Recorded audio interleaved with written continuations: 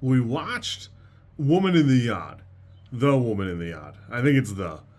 I thought I would like this movie, and I guess I just knew that the answer was wrong. I don't know why, but I thought it'd be cool and fun.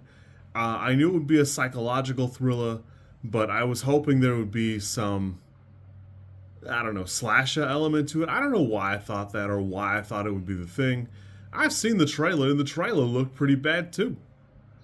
Again, I try to make only like a mostly positive review of these videos, but Jaume Collet-Serra has stolen enough of my time that now I don't care. I've seen most of his filmography. I hated Carry On when I watched it last year. Not only because I was fresh off, I had just gone through the TSA to come back from a trip, so I was extra angry and tired of them, but also the movie doesn't have any teeth, and that's the problem here. There are some fantastic shots where there's like a Nosferatu-esque shadow play, and I think that's fantastic. The problem is, it tries to do too much, and it never has the teeth. Having sat with my thoughts overnight, it helps me because now I know pretty much definitively what I think the ending meant and how to interpret it.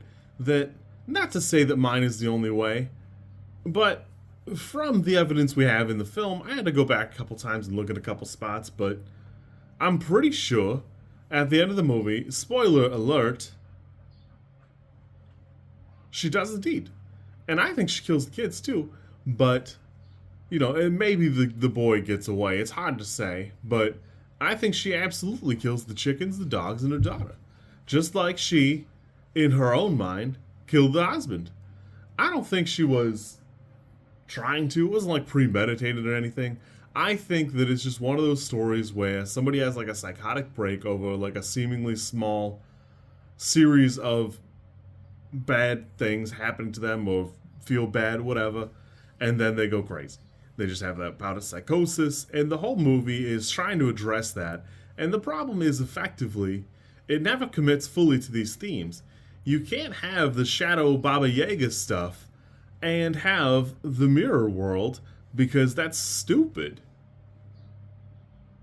There's not a nice way to say it. The movie is trying too hard to be too many things, and it's not doing a good job of any of them. Again, I love the shadow puppet stuff. I think that is fantastic.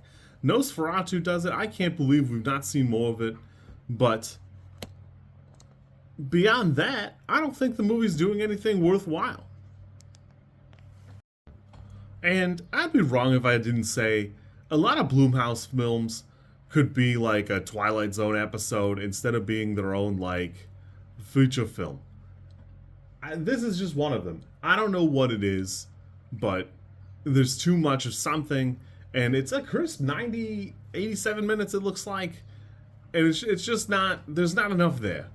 They're stretching the premise so far that like it has distilled the message to a point where people can, there's a lot of reasons to get into a big argument about what the ending means. Again, I'm pretty sure she takes plan B and gets out of there. But the movie doesn't have the teeth enough to say one way or the other. It doesn't have the nerve to commit to any of those themes enough to make it clear what happens and what's real and what's not. And I just don't think it's doing anything well. Again, I've seen a lot of this guy's filmography, and you probably have seen it or like been adjacent to it. The big standouts are Black Adam, which I actually liked. I know a lot of people don't care for, even though it falls apart in the last third. And Jungle Cruise, which I remember being like kind of mid. There's a handful of like Liam Neeson movies, and I know I've seen 2 or 3 of them. And the problem is, they are so generic and unremarkable. None of them stick out. And I'd be the first person to tell you that like Taken has one good thing going for it, and it's that speech and then, you know, the vibes, but that's the end of it. You really don't need more than that. And, I don't know. I just don't understand why we keep giving this guy money to, make movies. This, for me, was like a week 5. It probably is a 4. Again, it's got some cool moments. I think it's well performed. It's shot well. The story is what is garbage for me. All that to say that, like, on Twitter, there are a lot of people that do, like, I don't know, tournaments, I guess you would say, of, like, recent-ish horror movies. And Woman in the Yard came up, and it's been up a few times that I thought, man, maybe I'll check that out and see what the fuss, the buzz, the haps is. And Regretti Spaghetti, I didn't see it in theaters, so I can't ask for my money back, but, you know, I'm taking the time back at least a little bit. If you like this content, I'm supposed to ask you to like, comment, and subscribe. I think I think like is here, and comment is probably down there, and subscribe over there somewhere too. I think. I don't know how many times this like snippet is gonna make it into a video.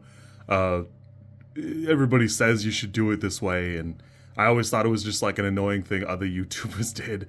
And as you know, I am bad at editing, so if you like it, great, I'm happy for you. If you don't like it, I'm sorry.